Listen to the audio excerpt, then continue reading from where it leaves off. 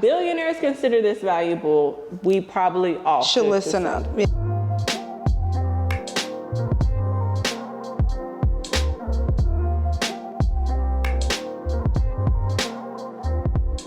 What up, though, and welcome to the Meech Show podcast, Guidelines to Get Up Off the Sidelines. I am your host, Meech, and I am so glad y'all are joining us today because we're about to have a really amazing conversation. I would like to introduce to you this amazing powerhouse of a woman, Nikki Lewis. Welcome, Nikki. Thank you, boo. I appreciate you. Thank you for having me. Thank you for coming. I'm so glad that we get to record a conversation we had. Because we do this anyway, so this is just a matter of hitting record right now. So tell the people a little bit about what you do. So I am a birth chart analyst. So for anybody who's very familiar with data analytics and how data tells a story, I do the exact same thing, but around your subconscious patterns and behaviors. So your birth chart is one of the first self-knowledge systems to exist. And it was utilized to help people better understand their emotional patterns and behaviors, their responses, their triggers, and techniques for improvement. Even in your discipline style, how to keep yourself motivated, how to keep yourself focused, how to better understand how to give yourself self-love so that you can reflect that back into the world and attract, whether it be community members, romantic partners, or career partners, just helping people who feel in lack become full of themselves. Okay, I got questions, y'all. Y'all know I'm ready. So let's hop right in. So the first thing I want to know is, how does your birth chart play directly into your relationships and how you show up in the world? Oh my gosh, right? So I tell people, I give always the premise, right? Your birth chart is really about your raw energy. It's really about life without societal barriers. Okay. So you do have to include your environmental factors, society, your societal factors, your socioeconomical, racial factors, right? When because your birth chart helps you understand what is dimensions of wellness for yourself in terms of environmental, in terms of what works best familial with family and community members, but you also have to extract how society and the environment you grew up in also plays into your thought patterns and choices. Yeah. So, but what birth charts does is it helps you better understand what is your raw energy. Who were you as a child? Yeah. How did you attract friends then, right? Because we've always been attracting people around us since we were in kindergarten, right? Yeah. But birth charts helps you understand what kind of people you need, what are your strengths, and who can support your weaknesses. Child, look. Okay, so how can we use what we find to navigate our traumas, things that have already happened that are a result of these influences that are outside of our raw energy? So you can better understand how birth charts really functions that way is especially with your moon placement. Your moon placement is all about how you respond to emotional information, how you, what emotional information triggers you, and how it triggers you, and how you express that trigger. And often when we talk about change and improvement, if you're not even aware of what moments in time sent you to a moment where you reacted negatively, then you can't even change the pattern. Yeah. And so birth charts really helps you hone in on what are the very specific triggers and moments that cause you to act not in your best self. Yeah. I know this is probably cliche, but for fire sign moons, is it more of an emotional response? Is that typical? Oh yeah, for sure. Yeah. Perfect question. Right. So fire signs responses, depending on what house it's in, because your house will determine your level of expression and how you express yourself. Your birth chart is literally as unique as your fingerprint. I want that to be very clear. Your birth chart is as unique as your fingerprint, and everybody needs their own personal analysis. Yeah. But in general, fire signs respond emotionally, right? They are very, the difference between them and water signs is water signs are sensitive. Yeah. They respond to your senses, while fire signs are very, take in people's words. They digest words much more personally than any other signs. Yeah. So for fire signs, they have to say to themselves, what is this person asking? Yeah. What is this person saying, removing my emotion? What does this mean? Taking it at its raw form. And taking it in its raw form. Whereas water signs, they're more prone to seeing the emotion in somebody's words, and they'll respond based on the emotion. Like if somebody's in need, so oftentimes they're finding themselves helping people who may not be in need, but they just need advice. Yeah. Air signs are more likely to intellectualize somebody's issues because that is the sign of intellectuality. Air signs rule intelligence. Yeah. And then earth signs, they're going to try and really help ground. Earth sign moons are really about grounding. So earth sign moons try and ground themselves, but at the same time, they'll put themselves in the ground. Oh, okay. I didn't expect you to say that. What do you mean by that? So like people who have earth sign moons are people who are more than likely, if the emotional information is not something they receive, they shut down. They like lay down. Yeah. Like they put themselves on the ground, right? They think less of themselves. They'll really reflect it back in a negative way. Yeah. It's where earth signs, earth moon signs anyway, it's really about how do I take this information and ground myself in it? And how do I say that this is a reflection of their own personal with projections, and this isn't mine. Yeah, this isn't me. Okay. So this is something that conflicts me a little bit because I love God. You hear me? I love God. And I pray, and I have my own spiritual practices. I also love the stars. I don't worship the stars. I believe that God created the stars as a guide, like he's given us other things to guide us. But some people don't believe that you can love God and the stars. So what do you think? Oh yeah, I absolutely love God. And so birth charts for me was helping me figure out what God's vision and purpose was on my life through a very informational way. Yeah. It says in the Bible how the 3 wise men, now they said wise men, they're the wise ones. Right. Followed the stars to get to Jesus.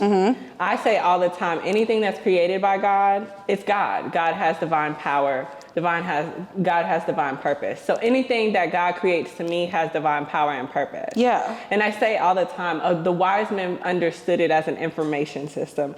I think fools only are the kinds of people who worship the creation and not the creator. And not the creator. Yeah, and now that does happen, right? Right, of course. If we're being honest, there are people who worship the stars and the universe and all of that, over God, and that's your preference, no judgment here. But like, for me, I don't look at it as like, because then there's other people who will say, you can't feel this way about stars or, about all these things and still love God. And I'm like, you're crazy because he created this. Yeah. This is his creation. This is his creation. Just like everything else, like you said. So why can't I utilize it, like you said, like an information system? Because that's how I look at it, like insight, right? Yeah, absolutely. To who we are, yeah. And that's how I feel. I think that utilizing, because God created you, right? God formed you in the heavens. And at the time that you were born, God gave you vision and God gave you purpose. And that your birth chart is just the actual information to give to your support system, right? Because it takes a village to raise a child. So this is the information that's supposed to be given to your support system to further guide you into the purpose of God's will on your life. And a lot of times we don't use it that way, though. Yeah. And I think people have, especially now as astrology is becoming trendy, there's a lot of opportunity for people to be sucked into something that is not holistic and comprehensive. Yeah. And so I always want to tell people to be aware of where they're getting their information from, like with anything, right? And that's why I preach birth chart analysis. Yeah. Because so much of how horoscopes is pushed on people, it's very just one lens. Yeah. And it's not a very holistic, comprehensive system. Yeah. But your actual analysis gives you a holistic, comprehensive system of who you are. personally, because I hear some people who are just like, oh, I'm not into that stuff. You know, you'll hear some people like that. Of course. Because when I first meet you, the first thing I want to know is, when is your birthday? Like, on my tombstone will say, like, when is your birthday? Famous last words. And if I don't remember your name, I will remember your sign. Like, Yeah. I just remember, right? And so some people will tell you, like, oh, I'm not in that stuff. Like, why do you believe in that stuff? It's different. I'm nothing like what they say Geminis are, for example, right? And I'm like, well, you may not be, because there's more factors than just the sign you know, which is your sun sign. There's so many other factors. So like, it's hard for them because they only see it in that one lens that society tries to put, and where everybody has the same thing to say about Geminis, you know how we come across Geminis. I love my Geminis though. But Well, everybody, you know, that's Virgo's astral sibling. That's our sibling. my sister, and I have a brother and a sister that are Geminis. That's our And you can't tell me nothing about my babies. You can't tell me nothing about them, but people, you know, they see them in whatever light, but that, just using them as an example, like they just think they're all the same. And that's just that one lens that horoscopes kind of put on people, where it's so much bigger. It is, and I believe that's why I've been called to do this work, because at the heart of all this, I'm an analyst. Mm-hmm. I'm an analyst. Yeah. And so what I bring is a very much more detailed complexity, and which allows you to see the actual how this applies to your unique makeup. Yeah. So how have you stood to benefit? Like, back up. How did you get started here? Right. Because it's right. So it's funny. I believe all the time, so much of our journey is returning back to our inner child. Yeah. I was a child that was very much into this, but let's be very clear. My parents are Black American people. Okay. And they do not play about things like this. Yes. Okay? Not in my house. Not in my house.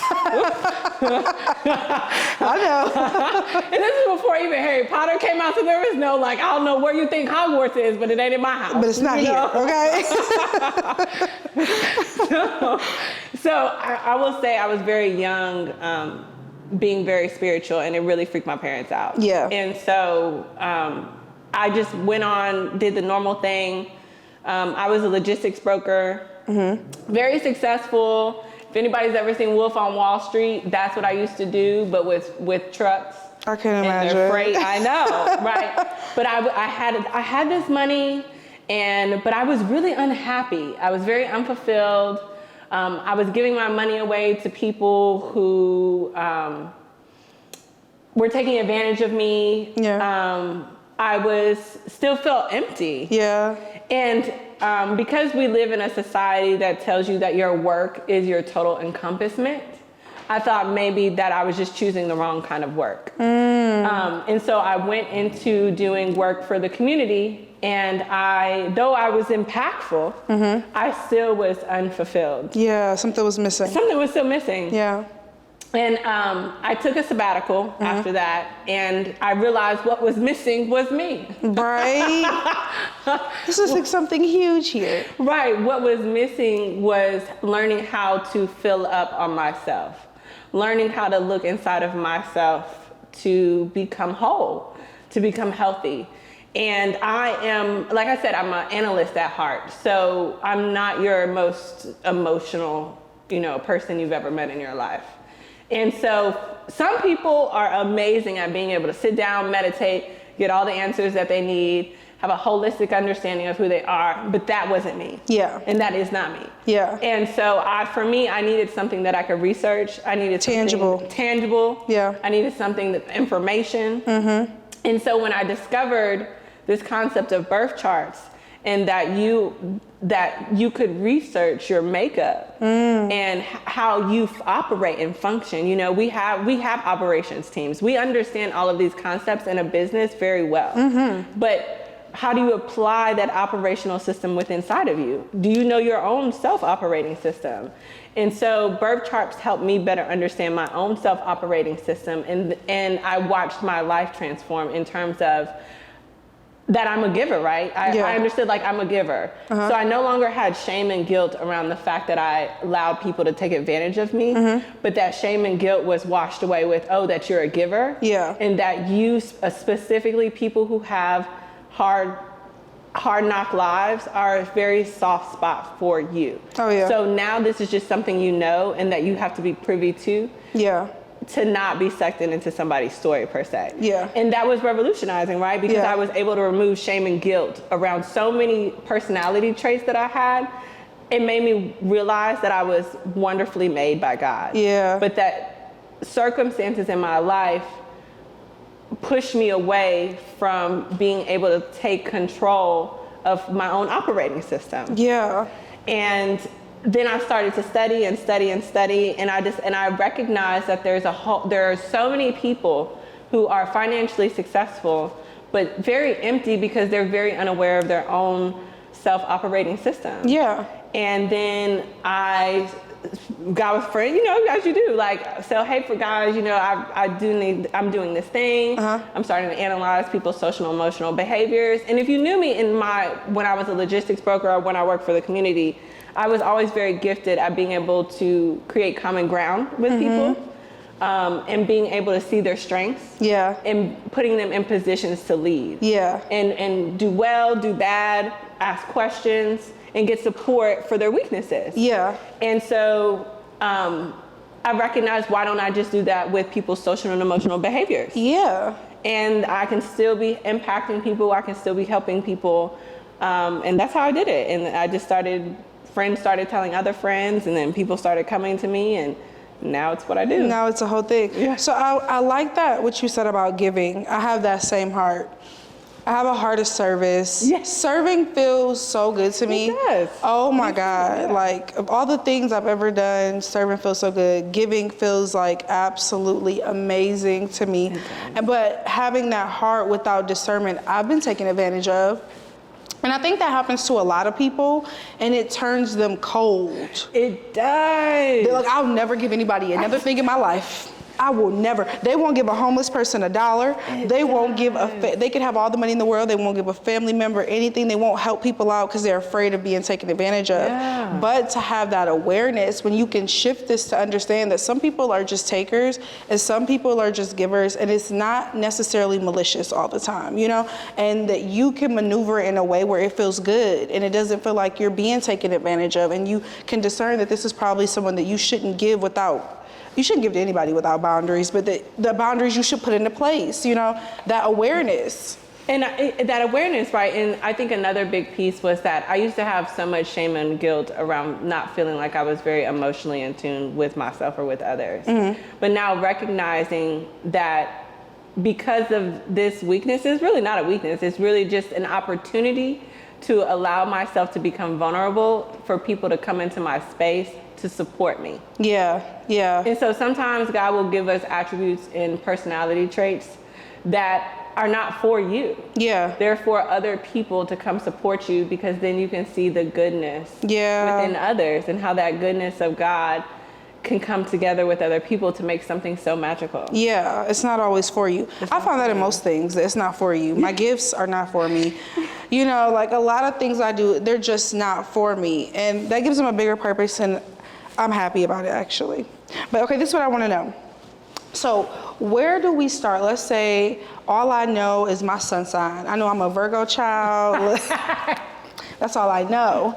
Where do I start? Just even in like being by myself with looking at my birth chart, what's some important things that I could pull out and like kind of that I should know for myself before even taking that in-depth analysis? Because you're going to tell me stuff, even with what I know, you have just like blown my mind. So like, what are like a few important little steps you can take to kind of like get in that space? I know you need to know what time you were born. Yes. That's number one. Yes. The time you were born, the location at which you were born, the date in which you were born, those are all very, very important factors. Feel free, y'all can always go utilize this free website called astrocafe.com.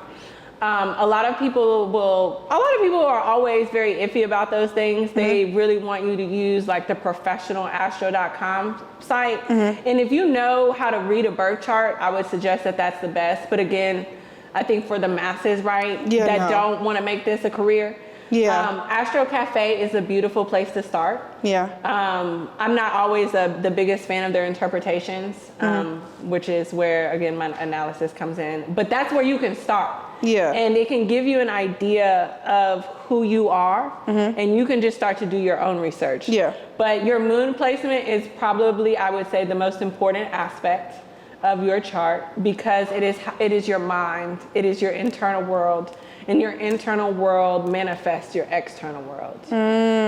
By far, I would say the most important placement. Okay. If you're in a relationship, I know a lot of people want to know, like, romantically, your Mercury placement, because your Mercury is all about communication. It's all about the things you like to learn. It's all about how to turn information into monetization. Is a very, very important placement when you are with somebody romantically, because if you're thinking about you want to marry this person and you're in it for the long haul, right? You need to have a very compatible way of how you communicate. Yeah.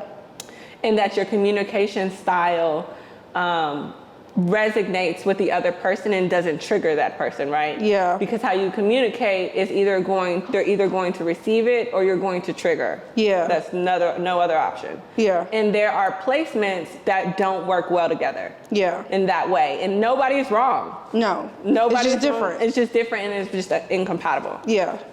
As well as your Venus placement, which is, again, with relationships, because that's all about self-love first. Reason why people don't know this: Venus rules prosperity and contracts, because she makes sure she's good herself first and foremost. And so if you can't keep yourself full, and if the way that you keep yourself full is triggering to your partner, then you're never going to keep each other full. Yeah. You're not going to be able to serve each other well. So those are like some pretty big. Yeah, that's a good place to start. Yeah. Your moon sign, Venus, Mercury. I think Yeah. my Mercury's in Virgo, but I could totally be lying. Right there. In the house. But again, you'd be surprised, y'all, how much you can actually research yourself. Just my analysis just helps you put it all together in a report all at one time. Yeah. But there are various websites for you to be able to start. Yeah, and have an idea. So for you, what's one of the biggest challenges you've faced or that you face in helping people with this? You like, child? Child.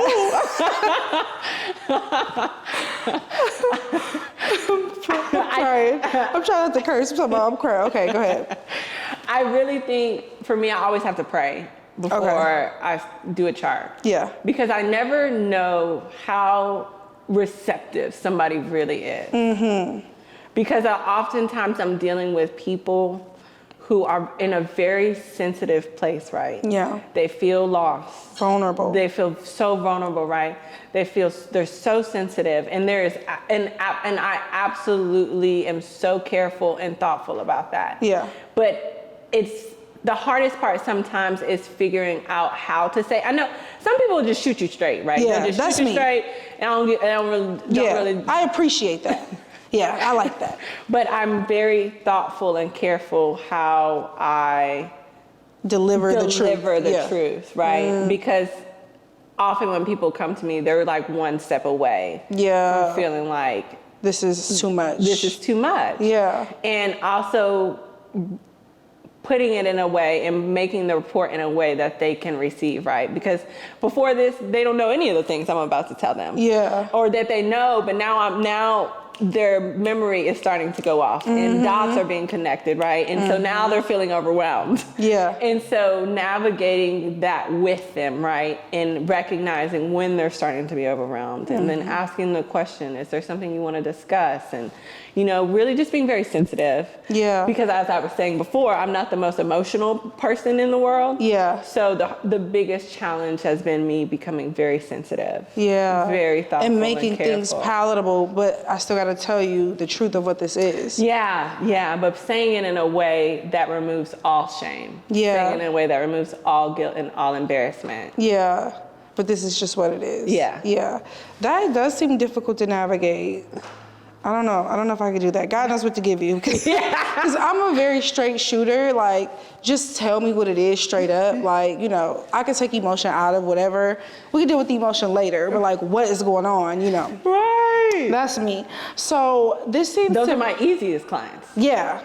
Because just tell me, shoot me straight. I want it all. I love all the information. That's me with anything. That's me in anything. Those are the easiest clients, but not every individual is like anywhere that. And like we talked about that recently, just people who aren't very receptive to taking things in. And you know, I know people like that that are really close to me that you cannot tell them nothing, like without there being some level of offense or like having this wall up, or they feel like it's an attack, or they gotta bite back. And it's just like, it's just truth. I'm not like trying to beat you with truth here. I'm just trying to tell you, you know? That reason is one of the so there was a time when I was doing reports, right? And then there was a time where I was just doing recordings. But that is one of the biggest reasons why I do reports. Because I've had clients where they were not very receptive. But the beauty of the report is that you have this forever. Yeah. So at some point, because I know if the fact you came to me, right, you're seeking spent something money with me, means that you are seeking improvement. But this may not be the moment for you to take it in. Yeah. And this report you'll have forever. So when that time comes, you have it. Revisit. You can revisit it anytime. Yeah. That seems like a lot. So this seems like a great step in beginning a journey of healing.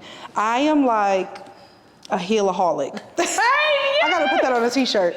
I am like a healaholic. Like I am always uncovering these things within myself and working on them and being very intentional. And just when I think I'm healed and just when I think I'm whole, it's something else to work on. Right, I tell people all the time, I love triggers. I love me too. I'm like, what was that? Let me dig a little deeper. Where'd that come from? I ain't never felt that before. Or maybe I have, but it's been a long time. Exactly. The last time I felt that, I love that. I do. Some people are scared of that. Some people are scared. I think I used to be. I'm a very reserved person. Again, I'm an analyst. And so all the stereotypical aspects of an analyst who is like very into the numbers, into the data. The facts. Even stories for me are just very linear. You know, this is what happened. Oh no, not with me. Right. You know that. I'm into the emotion of the thing. Like, you know everything. And so when I first started this journey, dealing with the triggers was very overwhelming. But along the way, it's become easier, right? Because I say that I'm not emotional, but being triggered helps you understand how emotional you really are. Yeah, for real. Because I like feelings. I can appreciate feelings to the point where I let them come and I observe them and I let them pass, even if it's an unpleasant one like anxiety or whatever. But I don't think I'm just walking around like a ball of emotion all the time. Like, hell no, I don't think I'm that way either, you know? But I do enjoy the feelings of things. I don't know what the hell that is, but I'm not very data-ish. It's not all about the facts for me. It's more about feelings. Like I'll follow my gut. If my gut tells me something, I don't care who it makes sense to. I'm following my gut. You can have the facts. If you presented me a gut feeling and facts, I'm going with my gut. See, I have to spend some extra time. Yeah. I do. I need to phone a friend on this one. I need to phone a friend. That's funny. But I was telling you guys about your moon placement, right? And how that's one of the most important aspects. The moon is ruled by Cancer. And if you have a moon in Cancer, that's an exalted placement, right? Where the moon is in its natural state. The opposite of Cancer is Capricorn, and my moon is in Capricorn. So where the moon is about being inside and Cancer rules the inside, because it also rules the home, Cancer rules the home. Capricorn rules outside. And so on an inside place, I'm outside. So I have to spend a lot of extra time going inside, which is how, again, discovering birth charts. Having something outside, right, which is information and data, allowed me to go inside. It was the bridge. That is really dope. Okay, so this is what I was saying. So I'm like a healaholic. It's easy for us, right? We pull up the triggers, we deal with the things. But this seems like an amazing tool to guide you through the healing for yourself. You know what I mean? It seems like a great place to start. Like this is a lot of what I deal with. This is how I respond to a lot of things. And this is like a great place to start a healing journey, it seems like. Yeah, now I might be biased, but I think it is the ultimate toolkit to healing. Yeah. Because you get to look at all of the dimensions of wellness, right? Mm-hmm. So from environmental, what you need environmentally to succeed, to occupationally, what kind of career that is naturally good for you and how you easily succeed, to intellectually, because people even intellectually are afraid of subjects that they may or may not feel like they are any good at. And especially for people that didn't do well in school, I promise you, there are intellectual aspects and subjects that you are very gifted at. Yeah. To your romantic partners, to your community members. And so to your, to what kind of physical activity you should be doing, to what kind of emotional, different tips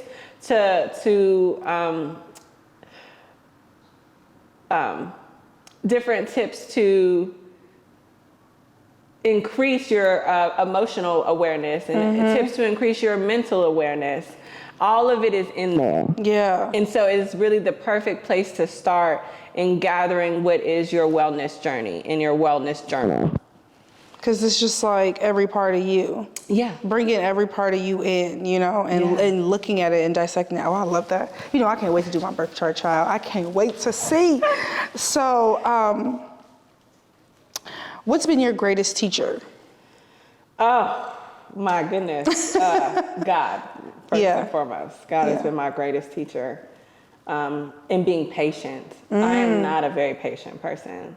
Me either. I am not. But that's also in my birth chart. When I recognized that, I was like, oh, you are... before, if you knew me before, I was always like fast money, cash money, baby. Yeah. But I have to have a certain level of patience. And even obstacles that I've gone through the obstacles because it teaches me to have a healthy respect for time. Yeah. And so being patient has been one of my biggest teachers. The amazing women that have come into my life have been some phenomenal teachers for me. Yeah. My friends have been amazing teachers for me. Yeah. I would say my community is one of the biggest teachers for me. Yeah. You're very much that person, in the community in general.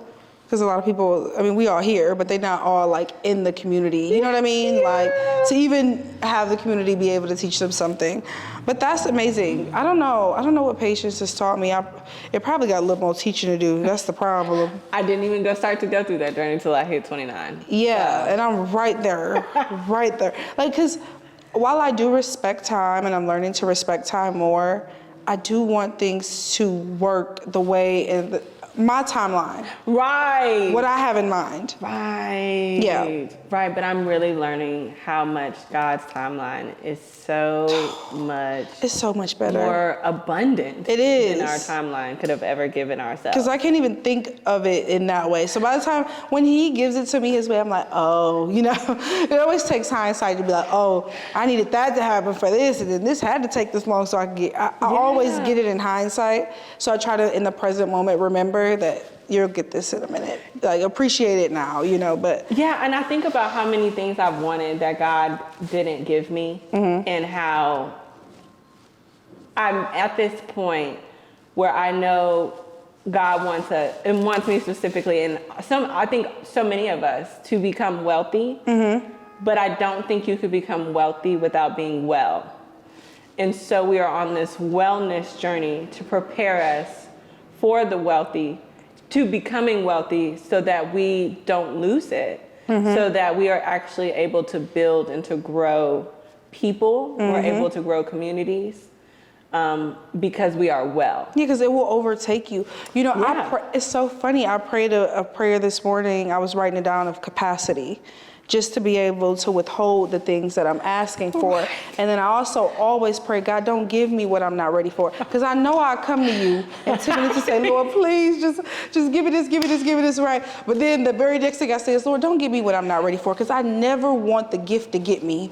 I never want you to give me something that swallows me whole. Yes. So if I'm not ready yet, prepare me. Yes. I'd rather take the stairs, you know what I mean? Because I'd rather be ready. And when I get there, I have the capacity to withhold this magnitude of a blessing, because I went this way and you know, I went through this and I learned about who to give and how to give, and I learned about discernment, and I am patient, and I am more disciplined, you know, and he's taken me through all these lessons, and I so rather go this way. I so rather go. Don't give it to me before I'm ready. If he gave me everything that I'll probably have in 10 years ago, it would be gone by now. It would be gone. Oh, I know. And I probably would too. Gone.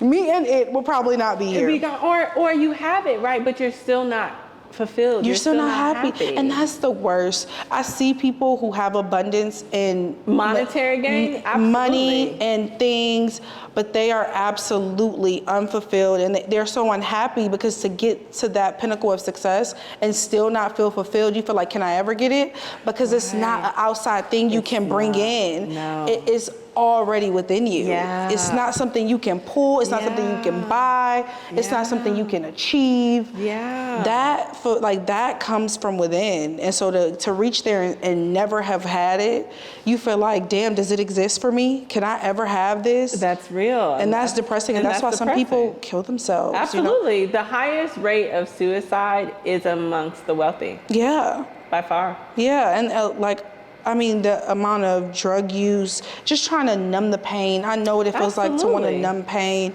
and just bringing in whatever. Get themselves motivated or focused or disciplined. Yeah. And it's like, because you just don't know. Yeah.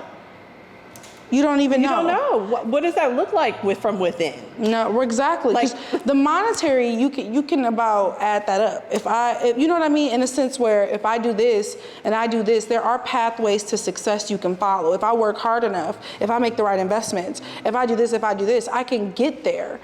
So you can see that. Yeah. But people aren't laying out how to be happy. Yeah. How to feel good inside, how to be at peace, even when you didn't have the best life, you didn't have the best upbringing, you don't have the best people around you. How am I happy? How can I still be good? You know, that's not laid out for us as easy as it is. Be fulfilled, right? From the inside out. From the inside out, like true happiness, something that radiates outside of us. If I were to look right now on YouTube, everybody can tell you how to get rich. They'll tell you 1 million ways to get to a bag. Absolutely. But there are not as many people telling you how to feel good on the inside and make sure that you have a clean heart. Right, and we do it, and it's funny. There are things that we all do that we sometimes look over that are the ways to keep us motivated, disciplined, and focused. Like for instance, so all of that is found in your Mars, right? Mm-hmm. So my Mars, for instance, is in Virgo in the 9th house. Mm-hmm. So how I keep myself motivated, disciplined, and focused is I make plans. I don't care if these plans come to fruition or not, but something about making plans brings me peace. Me too. I love plans. I love planning. Okay, go ahead. I'm sorry. So in the 9th house is ruled by Sagittarius, which rules travel. I will literally research Airbnbs that I may or may not be going to. But it gives me peace and it gives me motivation and it keeps me focused. Yeah. And so incorporating that throughout your day, right? Because it's your day-to-day that will bring you and manifest you the future that you wish to see. Yeah. So how do you include all these dimensions of wellness into your day-to-day? I literally give myself about 20 minutes a day to Airbnb. Yeah. To just look at Airbnbs. To look. And it feels good, right? And it feels great and it gets me back on my path. Yeah. So it's the littlest things that we do. And I've always done that. Ever since when Airbnb came out, I was looking at those. Yeah. But I was not intentional or about this is the thing that's going to help you here. Yeah. Yeah. It's and magnifying those things, what feels good. Mm-hmm. For me, I like to, there's so many things I take joy in. Going to the coffee shop. I love the coffee shop. It's something about the vibes because everybody's working, everybody's creating, they're meeting, that's where ideas are birthed. They're having a business meeting, they're exchanging ideas, people are talking. I can just feel productivity in the air. Yes. I love that feeling, right? And I've always been like that. And I've hung out at coffee shops. I just randomly went to one time. I was like, I like it in here.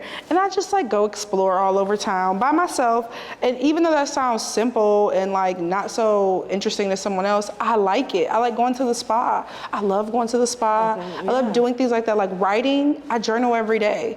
I gotta talk to me. I gotta see what's going on in here. I gotta get it from out of here on the paper so I can release it, and just those type of things. I know that they make my heart feel good, and I know they make me feel calm and complete, and just kind of searching those things out and doing them, taking the time, taking 20 minutes for yourself to scroll Airbnb. That's huge to you, It's huge. And even with my Mars and Virgo, your Mars also gives you what is your optimal work environment. And for me, it is coffee shops as well. Yeah. Or collaborative workspaces. Yeah. Because it's people being productive, and Virgo rules productivity, right? Yeah. So it allows me to see productive people, but we don't have to interact. But we all working, so that feels good. It feels good. Yeah. We're all getting stuff done. We're all having productive meetings. Yeah, I don't work good like that at home. I don't either. Yeah, in my bed is just the place where I relax. Same. Yeah, but if I go somewhere else where other people are working, I'm on it. Okay, so what's the biggest vision you hold for yourself, in the future? What do you see? So, man, some of the biggest goals that I have is to go on a national platform to be able to talk about how birth charts helps your subconscious level of development, your social and emotional analytics. One of my also biggest goals is one day I'll get my PhD. And so y'all will be preferring to me as Doc. Yes, Dr. I was just Lewis. changing the name on my phone now. That would will this thing in for you. Yes, ma'am. But being able to impact people on a wide scale, on a massive scale, being able to have a podcast that talks about birth charts and brings people on, and we talk about the transformational process. Yeah. Being able to, I would love a couple of high profile clients that I work with them around their analytics, around their social and emotional behaviors.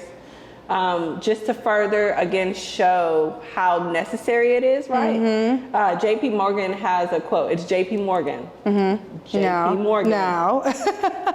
He said, millionaires do not need astrologers, billionaires do. Come on. And billionaires have astrologers. And billionaires have astrologers. And that's why right? I now do too. I have to get aligned. Seriously, Oprah has an astrologer. Oprah has an astrologer. Come on now. Shannon Nicholas is one of the best, okay? And somebody who I hope to work with one day. Yes. But that people understand that as inaccessible at one time as astrologers were, right? Because at this time when JP Morgan said that, only billionaires could afford astrologers. Yeah. But that this information is accessible to you now. Yeah, and how valuable And how valuable, billionaires consider this valuable, we probably all should listen up. Yeah. That's enough to make people listen up. I'm telling you. That right there, that's the clip. That's the clip. Seriously. Well, that is amazing. I can't wait to see you on a larger scale. Actually, I can't wait. I want you to come back because we're going to do mine. And we can tell them all my business. I don't mind. I'm very transparent. You'll see that in the chart. And just how we'll be able to see. We'll be able to come back and we'll be able to talk about it. But I'm so glad you came. Thank you so much for having me. Thank you so much for coming. What you have to offer is so valuable, and you are such an amazing person. So I wanted you to speak out the biggest vision you have, because you'll get to come back and be like, see, and I came, it did, right? It happened.